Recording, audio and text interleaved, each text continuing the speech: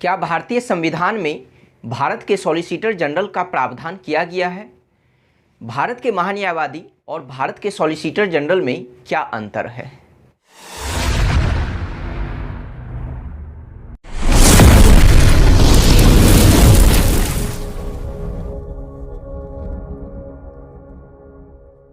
Hello everyone, मैं सुमित, आप सभी का मेरे YouTube channel learn with Akanksha and Sumit में स्वागत है। आज के क्लास में हम लोग भारत के महाधिवक्ता के बारे में पढ़ेंगे और इस तरह से आज हम लोगों का संघ की कार्यपालिका चैप्टर पूर्ण रूप से समाप्त हो जाएगा। भारत का महाधिवक्ता शब्द सुनकर आप लोगों में से कुछ लोग यह सोच रहे होंगे कि सर, राज्य का महाधिवक्ता सुने हैं लेकिन भारत का महाधिवक्ता होता है यह नहीं सुने हैं। लेकिन अगर हम आपसे कहें कि भारत का सॉलिसिटर जनरल, तो आप लोग कहेंगे कि हाँ सर, यह सुने हुए हैं। तो चलिए इसी कन्फ्यूजन को दूर करते हैं। तो देखिए, भारत के महाधिवक्ता को ही इंग्लिश में सॉलिसिटर जनरल कहा जाता है, जबकि राज्य के महाधिवक्ता को इंग्लिश में एडवोकेट जनरल कहा जाता है। तो अब देखिए, दोनों जगह महाधिवक्ता शब्द ही है हिंदी में, कि एक है भारत के महाधिवक्ता और दूसरा है राज्य के महाधिवक्ता, लेकिन दोनों का इंग्लिश नेम अलग अलग है। तो भारत के महाधिवक्ता को ही सॉलिसिटर जनरल कहा जाता है, जबकि राज्य के महाधिवक्ता को एडवोकेट जनरल कहा जाता है। तो चलिए, अब आप लोगों का यह कन्फ्यूजन दूर हो गया होगा। अब शुरू करते हैं। और यहाँ देखिए लिखा गया है कि महान्यायवादी के अतिरिक्त भारत सरकार के अन्य विधि अधिकारी या कानून अधिकारी होते हैं। विधि अधिकारी या कानून अधिकारी को ही इंग्लिश में लॉ ऑफिसर कहा जाता है। तो भारत के महान्यायवादी के अतिरिक्त भारत सरकार के और कौन कौन से विधि अधिकारी या कानून अधिकारी होते हैं? तो एक होते हैं भारत के महाधिवक्ता, जिसे इंग्लिश में सॉलिसिटर जनरल कहा जाता है, और दूसरे हैं भारत के अतिरिक्त महाधिवक्ता, जिसे अतिरिक्त सॉलिसिटर जनरल कहा जाता है, और इंग्लिश में इसे ही एडिशनल सॉलिसिटर जनरल कहा जाता है। तो इस तरह से अब अगर हम आपसे एक प्रश्न पूछें कि भारत सरकार के कितने विधि अधिकारी होते हैं, या कितने कानून अधिकारी होते हैं, या कितने लॉ ऑफिसर होते हैं, तो 3 होते हैं। कौन कौन सा? एक भारत के महान्यायवादी, दूसरा भारत के सॉलिसिटर जनरल, और तीसरा भारत के अतिरिक्त सॉलिसिटर जनरल। तो यही वो 3 विधि अधिकारी होते हैं भारत सरकार के। अब चलिए बात करते हैं कि यह जो भारत के सॉलिसिटर जनरल और भारत के अतिरिक्त सॉलिसिटर जनरल, तो ये महान्यायवादी को उसकी जिम्मेदारी पूरी करने में सहायता करते हैं। मतलब इनका कार्य क्या होता है? तो महान्यायवादी के कामों में सहायता करना। इसी वजह से इनकी नियुक्ति की जाती है। तो इस तरह से अब हम यह कह सकते हैं कि ये जो सॉलिसिटर जनरल होते हैं, तो यह महान्यायवादी के अधीनस्थ होते हैं। अधीनस्थ कहने का मतलब क्या हुआ कि सॉलिसिटर जनरल महान्यायवादी के अधीन कार्य करते हैं, उसके अंदर कार्य करते हैं, उसे सहायता देने के लिए कार्य करते हैं। तो इसी का मतलब हुआ कि सॉलिसिटर जनरल महान्यायवादी के अधीन कार्य करते हैं, अर्थात उसके अधीनस्थ होते हैं। इन बातों को समझ गए। लेकिन हम इस चार्ट से इस पूरे विधि अधिकारी के कंसेप्ट को और भी अच्छे से समझेंगे। तो आइए इस चार्ट को समझते हैं।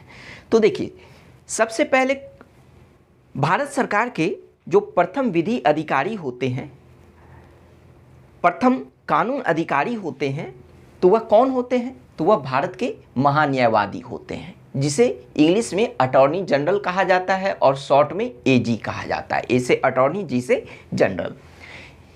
इसकी संख्या कितनी होती है? तो इसकी संख्या 1 होती है। फिर बात करते हैं कि अटॉर्नी जनरल के कामों में सहायता देने के लिए भारत के महाधिवक्ता की नियुक्ति की जाती है। तो महान्यायवादी को सहायता देने के लिए किसकी नियुक्ति होती है? तो भारत के महाधिवक्ता की, जिसे इंग्लिश में सॉलिसिटर जनरल कहा जाता है और शॉर्ट में एसजी कहा जाता है।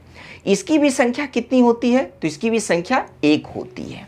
फिर बात करते हैं कि भारत के सॉलिसिटर जनरल के कार्य में सहायता देने के लिए भारत के अतिरिक्त महाधिवक्ता की नियुक्ति की जाती है, जिसे इंग्लिश में अतिरिक्त सॉलिसिटर जनरल या एडिशनल सॉलिसिटर जनरल कहा जाता है और शॉर्ट में एएसजी कहा जाता है। ए से एडिशनल, एस से सॉलिसिटर और जी से जनरल। लेकिन अगर हम इसकी संख्या की बात करें तो इसकी संख्या निश्चित नहीं होती है। कितने भी एडिशनल सॉलिसिटर जनरल हो सकते हैं, यह डिपेंड करता है सरकार के कार्यों पर। सरकार का कार्य जितना अधिक होगा वह उतने अधिक एडिशनल सॉलिसिटर जनरल की नियुक्ति करते हैं। अगर उनका कार्य कम होता है तो वह कम एडिशनल सॉलिसिटर जनरल की नियुक्ति करते हैं। तो इनका संख्या निर्धारित नहीं होता है, इनका संख्या निश्चित नहीं होता है। लेकिन अटॉर्नी जनरल की संख्या 1 होती है, सॉलिसिटर जनरल की संख्या 1 होती है और एडिशनल सॉलिसिटर जनरल की संख्या निश्चित नहीं होती है। तो यह कंसेप्ट आप समझे कि महान्यायवादी को मदद करने के लिए सॉलिसिटर जनरल की नियुक्ति की जाती है और सॉलिसिटर जनरल के काम में मदद करने के लिए कई सारे एडिशनल सॉलिसिटर जनरल की नियुक्ति की जाती है। तो इस चार्ट से आप लोग इसके कंसेप्ट को समझ गए होंगे। तो चलिए अब हम यह बात करते हैं कि जब सॉलिसिटर जनरल महान्यायवादी के अधीनस्थ होते हैं, अर्थात उसके अधीन कार्य करते हैं, तो इस तरह से हम यह कह सकते हैं कि सॉलिसिटर जनरल देश का दूसरा सर्वोच्च विधि या कानून अधिकारी होता है। अर्थात सॉलिसिटर जनरल देश का दूसरा सर्वोच्च लॉ ऑफिसर होता है। इसे सरल शब्दों में कहें तो सॉलिसिटर जनरल भारत सरकार का दूसरा विधि या कानून अधिकारी होता है।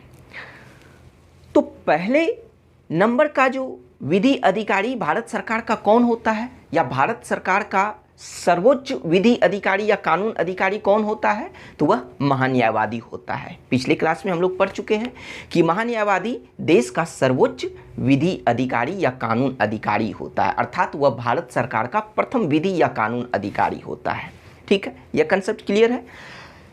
लेकिन सॉलिसिटर जनरल चूंकि महान्यायवादी के अधीन होते हैं तो इसी वजह से यह देश के दूसरे सर्वोच्च विधि अधिकारी होते हैं, अर्थात यह भारत सरकार के दूसरे विधि अधिकारी होते हैं। चलिए अब बात करते हैं कि जब सॉलिसिटर जनरल देश के दूसरे सर्वोच्च विधि अधिकारी हैं तो इस आधार पर हम यह कह सकते हैं कि सॉलिसिटर जनरल भी भारत सरकार का विधि या कानूनी या न्यायिक सलाहकार होता है। क्योंकि जब यह भारत सरकार का विधि अधिकारी है तो इस तरह से यह किसका कानूनी सलाहकार होगा? तो यह भारत सरकार का होगा। लेकिन अब हम आपसे यहाँ पर एक प्रश्न पूछने जा रहे हैं कि क्या सॉलिसिटर जनरल भारत का प्रथम विधि सलाहकार होता है या प्रथम कानूनी या न्यायिक सलाहकार होता है, या फिर हम इसे दूसरे शब्दों में कहें कि क्या सॉलिसिटर जनरल भारत सरकार का मुख्य कानूनी सलाहकार होता है? तो जवाब होगा नहीं। अब कहिएगा क्यों? क्योंकि जब सॉलिसिटर जनरल भारत सरकार का प्रथम विधि अधिकारी नहीं होता है, मुख्य विधि अधिकारी नहीं होता है, तो फिर यह भारत सरकार का प्रथम या मुख्य विधि सलाहकार या कानूनी सलाहकार कैसे हो सकता है ना? तो इसी वजह से सॉलिसिटर जनरल भारत सरकार का मुख्य या प्रथम विधि सलाहकार नहीं होता है, बल्कि यह दूसरे नंबर के भारत सरकार के विधि या कानूनी या न्यायिक सलाहकार होते हैं। तो भारत सरकार के मुख्य या प्रथम विधि या कानूनी सलाहकार कौन होते हैं? तो वह महान्यायवादी होते हैं, क्योंकि वह देश के सर्वोच्च विधि अधिकारी होते हैं। तो यह कंसेप्ट आपको क्लियर हुआ होगा। तो यहाँ पर किसी भी तरह का कंफ्यूजन नहीं होना चाहिए कि सॉलिसिटर जनरल भी महान्यायवादी के तरह ही भारत सरकार के कानूनी सलाहकार होते हैं, लेकिन महान्यायवादी भारत सरकार के मुख्य कानूनी सलाहकार होते हैं, जबकि सॉलिसिटर जनरल उसके बाद भारत सरकार के कानूनी सलाहकार होते हैं। अब इसी संदर्भ में तब हम एक और भी बात को समझ लेते हैं जिससे आपका कंसेप्ट और भी क्लियर हो जाएगा। अब मान लीजिए कि धारा 370 को हटाना या सीए जैसे मुद्दों पर सरकार को कानूनी सलाह कौन दिए होंगे, तो वह महान्यायवादी दिए होंगे। क्यों? क्योंकि भारत सरकार के जो है वह मुख्य कानूनी सलाहकार हैं।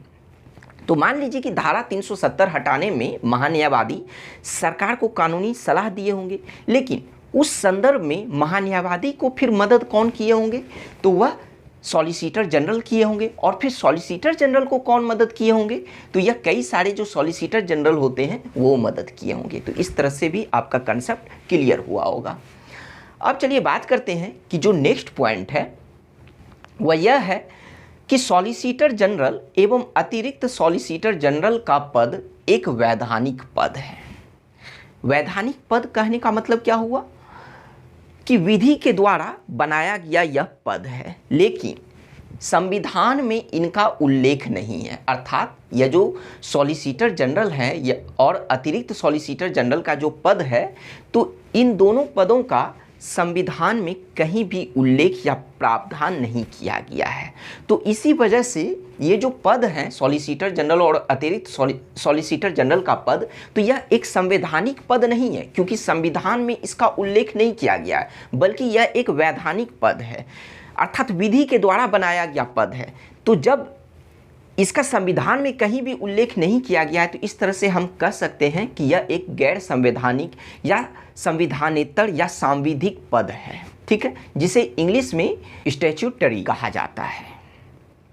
ठीक है, तो इसी वजह से अब अगर हम बात करें कि महान्यायवादी का पद कैसा पद है, तो वह एक संवैधानिक पद है, क्योंकि संविधान में अनुच्छेद 76 के तहत उसका उल्लेख किया गया है।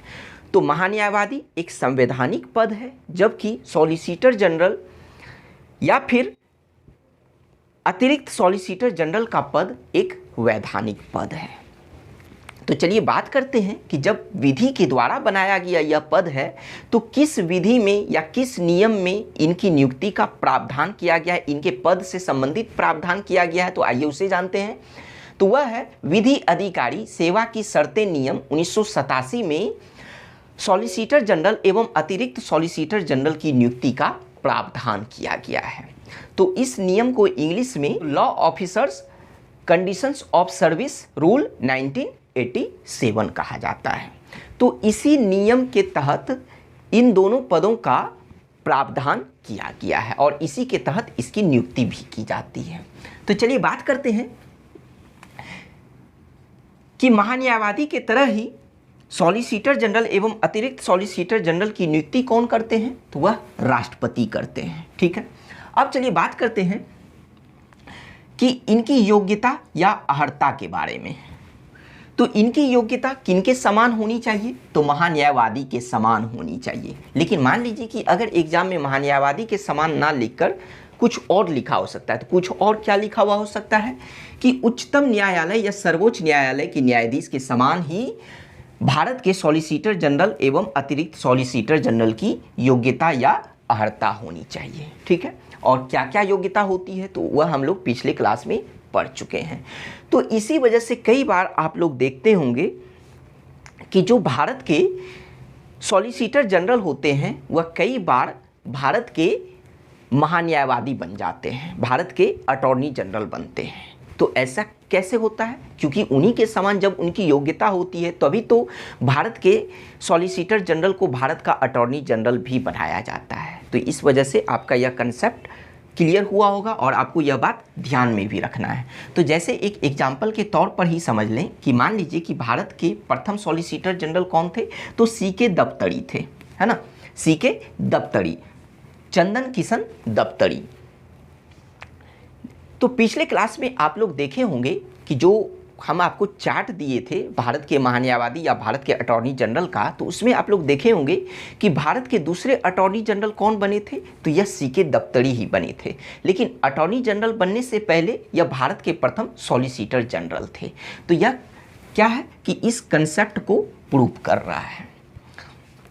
अब चलिए बात करते हैं कि इनके कार्यालय और कर्तव्य के बारे में, अर्थात इनका जो ऑफिस होता है उसका, तो वह ऑफिस एवं इनकी जो ड्यूटीज होती है, ठीक है, तो वह किसके द्वारा निर्धारित होती है, तो वही विधि अधिकारी सेवा की शर्तें नियम 1987 के द्वारा निर्धारित की जाती है। जिस नियम के द्वारा इनकी नियुक्ति की जाती है, नियुक्ति का प्रावधान किया गया है, तो उसी नियम के तहत इनके कार्यालय एवं कर्तव्य को निर्धारित किया गया है। फिर बात करते हैं कि जब विधि अधिकारी सेवा की शर्तें नियम 1987 के द्वारा इनके कार्यालय एवं कर्तव्य को निर्धारित किया गया है, तो उसी में से अब हर बात आ जाएगा कि चाहे वह इनका कार्यकाल हो या इनकी पुनर्नियुक्ति से संबंधित प्रावधान हो या इनका जो पारिश्रमिक होता है, तो यह सभी उसी नियम के द्वारा निर्धारित किया जाता है। तो चलिए बात करते हैं कि इनकी जो कार्यकाल होती है, तो वह इस नियम के तहत क्या प्रावधान किया गया है, तो 3 वर्ष का, है ना, 3 वर्ष का यह प्रावधान किया गया है कि सॉलिसिटर जनरल का कार्यकाल 3 वर्ष का होगा। लेकिन यहाँ देखिए ब्रैकेट में लिखा गया है कि इस कार्यकाल के दौरान इनकी नियुक्ति किसी भी पक्ष द्वारा 3 महीने की लिखित सूचना द्वारा समाप्त किया जा सकता है। अर्थात कहने का मतलब क्या हुआ कि देखिए इनका कार्यकाल 3 वर्ष का तो होता है, लेकिन किसी भी समय किसी भी पक्ष के द्वारा, किसी भी पक्ष कहने का मतलब या तो भारत सरकार के द्वारा या फिर सॉलिसिटर जनरल के तरफ से, ठीक है, दोनों में से किसी भी पक्ष के तरफ से 3 महीने की लिखित सूचना, अर्थात जब भी या तो सरकार के द्वारा इन्हें पद से हटाया जाए या इन्हें खुद से इस्तीफा देना हो, तो 3 महीने की लिखित सूचना पहले ही देनी होगी। जिसके भी तरफ से हटाना होगा तो 3 महीने की सूचना के बाद जो है इनका कार्यकाल समाप्त हो जाता है, इनकी नियुक्ति समाप्त हो जाती है, ठीक है। अब चलिए बात करते हैं कि क्या यह पुनर्नियुक्ति के लिए अर्थात रीअपॉइंटमेंट के लिए योग्य होते हैं, तो यह बिल्कुल योग्य होते हैं। तो इसका मतलब क्या हुआ, इसका मतलब यह हुआ कि मान लीजिए कि जैसे 3 वर्ष के लिए इन्हें नियुक्त किया जाता है, लेकिन जब 3 वर्ष का कार्यकाल इनका समाप्त होता है तो क्या इन्हें फिर से नियुक्त किया जा सकता है इस पद पर, तो जी बिल्कुल किया जा सकता है। तो वही लिखा गया है कि पुनर्नियुक्ति या रीअपॉइंटमेंट के लिए ये योग्य होते हैं। अब चलिए बात करते हैं कि महान्यायवादी के तरह ही इन्हें भी पारिश्रमिक मिलता है। तो हम लोग पिछले क्लास में पढ़ चुके थे कि महान्यायवादी को वेतन नहीं मिलता है बल्कि पारिश्रमिक मिलता है, क्योंकि वेतन और पारिश्रमिक में अंतर होता है। वेतन जो कि एक सरकारी कर्मचारी होते हैं तो उन्हें क्या मिलता है, वेतन दिया जाता है, लेकिन पारिश्रमिक का मतलब क्या होता है, परिश्रम के बदले जो मिलने वाला पैसा होता है, काम के बदले जो मिलने वाला पैसा होता है, उसे पारिश्रमिक कहा जाता है। तो जैसे महान्यायवादी हो, चाहे सॉलिसिटर जनरल हो या एडिशनल सॉलिसिटर जनरल, तो ये क्या है, भारत सरकार के वकील होते हैं, सरकार के वकील होते हैं, लेकिन सरकारी वकील नहीं होते हैं, ठीक है, ये तीनों सरकार के वकील होते हैं। तो अब मान लीजिए कि भारत सरकार की तरफ से अगर अलग अलग केस की सुनवाई करते हैं तो अलग अलग केस के लिए इन्हें अलग अलग पैसे दिए जाते हैं, तो वह वेतन नहीं कहलाता है, क्योंकि जब तक यह कार्य करते हैं तभी तक इन्हें पैसे मिलते हैं, कार्य करना समाप्त हो जाता है, पैसे मिलना समाप्त हो जाता है, ठीक है।